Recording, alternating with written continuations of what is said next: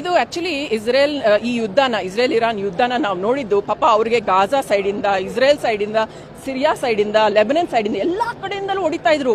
ಒಂದ್ ದೇಶ ಎರಡು ದೇಶ ಅಂತಲ್ಲ, ಎಲ್ಲಾ ಕಡೆಯಿಂದಲೂ ಹೊಡಿತಾ ಇದ್ರು. ಅಂಡ್ ನಮ್ಗೆ ಓಕೆ ಒಂದಿನ ಅನ್ಕೊಂಡ್ವಿ ಗಾಜಾ, ನಾವು ಫಸ್ಟ್ ವೀಕ್ ಹೋದಾಗ ಗಾಜಾ ಇಂದ ಬಂದಿದ್ದೆ ಮಿಸೈಲ್ಸ್ಗೆ ಸೈರಿನ್ ಕೇಳ್ಸಕ್ ಶುರು ಆಯ್ತು. ಅವಾಗ ನಾವು ಅನ್ಕೊಂಡ್ವಿ ಓಕೆ ಗಾಜಾದೇನು ಇಂಪಾರ್ಟೆಂಟ್ ಅಲ್ಲ. ಅಂಡ್ ಲೆಬನಿನ್ ಇಂದ ಬಂದಿರಲು ಅವ್ರು ಹೇಳ್ತಾ ಇದ್ರು ಪರವಾಗಿಲ್ಲ, ನೀವೇನು ಯೋಚನೆ ಮಾಡ್ಬಿಡಿ, ಲೆಬನಿನ್ ಸೈಡ್ ಇಂದ ಬಂದಿರೋದು ಅದಕ್ಕೆ ಸ್ವಲ್ಪ ಜಾಸ್ತಿ ಟೈಮ್ ಇರುತ್ತೆ, ರಿಯಾಕ್ಟ್ ಮಾಡೋಕ್ಕೆ ಸ್ವಲ್ಪ ಜಾಸ್ತಿ ಟೈಮ್ ಇರುತ್ತೆ ಅಂತ ಹೇಳ್ತಾ ಇದ್ರು. ನಾವು ಸುಮ್ಮನೆ ಇರ್ತಾ ಇದ್ವಿ, ಓಕೆ ಫೈನ್ ಯೋಚನೆ ಮಾಡೋಣ ಅಂತ.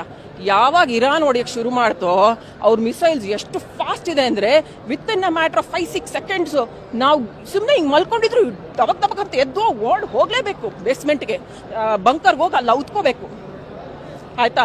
ರಸ್ತೆನಲ್ಲಿದ್ದರೆ ಹಿಂಗೆ ನಾವು ಏನು ಬ್ರೇಸ್ ಪೊಸಿಷನ್ ಅಂತೀವಲ್ಲ ಹಂಗೋಗಿ ಉತ್ಕೋಬೇಕು. ಇಷ್ಟೆಲ್ಲ ನಾವು ನೋಡ್ಬಿಟ್ಟು ಕಲ್ತ್ಕೊಂಡು ಬಂದಿದ್ದೀವಿ. ನಿಜವಾಗ್ಲೂ ಈ ಥರ ಕಲಿಕೆ ಇನ್ಯಾರಿಗೂ ಸಿಗೋದಿಲ್ಲ. ಇದು ತುಂಬ ಎಕ್ಸ್ಪೀರಿಯನ್ಷಿಯಲ್ ಲರ್ನಿಂಗ್. ಅಫ್ಕೋರ್ಸ್ ನಮ್ಮ ಜೀವನ ಒತ್ತೆ ಇಟ್ಟಿದ್ವಿ ಇದಕ್ಕೆ ಅಂತ, but I think it is very very worth it. ಇದು ತುಂಬ ಖುಷಿ ಆಗ್ತಾ ಇದೆ. ಇವತ್ತು ನಾವು ಗೆದ್ದು ಬಂದಿದ್ದೀವಿ, ಬಂದಿದ್ದೀವಿ ಅನ್ನೋದು ಖುಷಿ ಆಗ್ತಾ ಇದೆ ಒಂದು ಕಡೆ. ಇನ್ನೊಂದು ಕಡೆ ನಮ್ಮ ಜನಾಂಗಕ್ಕೆ ನಾವು ಇದನ್ನೆಲ್ಲ ಸಾರಬೇಕು, ಹೆಂಗೆ ಯಾವ ಮೂಲಕ ಹೇಳಿ ಅವ್ರಿಗೆ ಇದನ್ನು ಅಳವಡಿಸ್ಕೊಳ್ಳೋಕ್ಕೆ ಪ್ರಯತ್ನ ಮಾಡಬೇಕು ಅನ್ನೋದೇ ನಮ್ಮ ಧ್ಯೇಯ. ನೆಕ್ಸ್ಟ್ ಮಾಧುರಿ.